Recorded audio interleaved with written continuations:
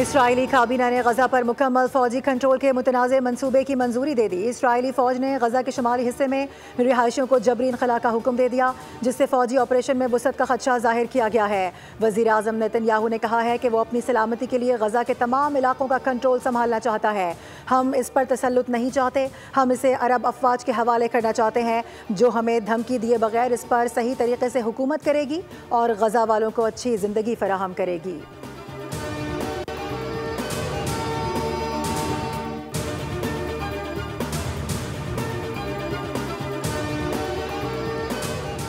Israel को किसी सूरत भी गजा पर मुकम्मल कंट्रोल करने की इजाज़त नहीं देंगे। इसराइली जारहात और कब्जे का जवाब भरपूर मज़ाहमत से दिया जाएगा। फ़लस्तीन की मज़ाहमती तंजीम हमास ने इसराइली वज़ीर आज़म के बयान की मजम्मत करते हुए इसे गजा जंगबंदी मुज़ाकरात पर शब खून के मुतरादिफ करार दिया है। हमास की जानिब से कहा गया है कि इसराइल का असल मकसद फ़लस्तीनियों का कत्लेआम करना और बेदखली है। नेतन्याहू यरगमालियों को अपने मफादात पर कुर्बान करना चाहता है। मज़ाहमती तंजीम के मुताबिक वो दुश्मन के खिलाफ आखिर तक लड़ते रहेंगे। उधर गजा में ग़िज़ाई क़िल्लत से मज़ीद 4 फ़लस्तीनी शहीद हो गए। इसराइल के जबरी कहत से अमवात की तादाद 197 हो चुकी। 40 मार्च का फैसला मौखर हो गया। हुकूमत, शिया उलमा काउंसिल और MWM का 7 नुकाती एजेंडे पर इत्तेफाक हो गया। गवर्नर सिंध कामरान खान टिसोरी कहते हैं कि अब मार्च नहीं मुज़ाकरात होंगे। ज़ायरीन से मुलाकात की और सूरत हाल को वफाकी हुकूमत के सामने रख दिया। ज़ायरीन के लिए मखसूस फ़्लाइट ऑपरेशन 2 रोज़ में शुरू किया जाएगा। एडवांस में दिए गए बस किरायों की वापसी यकीनी बनाई जाएगी। वफाकी वज़ीर ममलिकत तलाल चौधरी ने कहा कि सिक्योरिटी वजूहात पर मुश्किल फ़ैसला किया। हम माजरत ख्वाह हैं कि ज़ायरीन को तकलीफ उठाना पड़ी। हम मुत्तफ़िक़ हैं कि गवर्नर हाउस में इस इशू पर मज़ीद बात करेंगे। गवर्नर सिंध कामरान खान टिसोरी का मशकूर हूँ, जिन्होंने मुज़ाकरात में अहम किरदार अदा किया।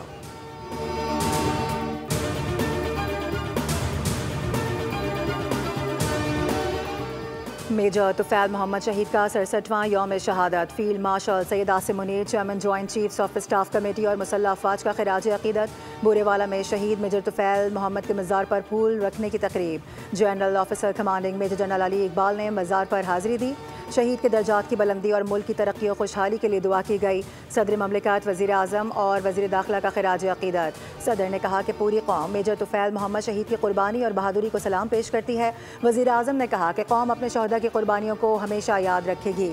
वफाकी वज़ीर दाखिला ने कहा कि मेजर तुफैल मोहम्मद शहीद ने दुश्मन के मज़मूम अज़ाइम खाक में मिलाकर सब्ज़ लाली परचम को सुरखरू किया।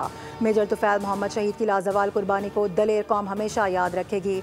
वज़ीर आला पंजाब मरियम नवाज़ का भी खिराज तहसीन। कहा कि मेजर तुफैल शहीद की जुर्रत और बहादुरी को कभी फरामोश नहीं किया जा सकता। मेजर तुफैल शहीद की कुर्बानी नौजवान नस्ल के लिए मशाल राह है।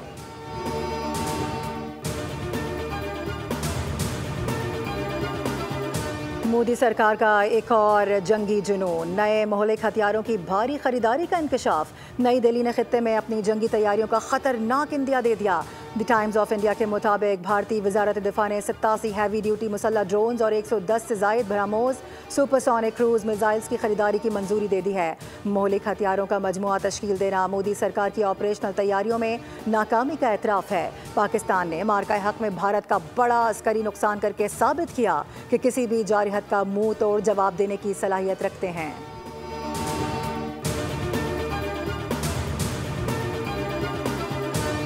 और स्टॉक मार्केट में रिकॉर्ड साज दिन। इंडेक्स ने नई बुलंदियों को छू लिया। 100 इंडेक्स में 8 से ज़ायद पॉइंट्स का इजाफा रिकॉर्ड किया गया। इंडेक्स 1,46,450 की सतह अबूर कर गया।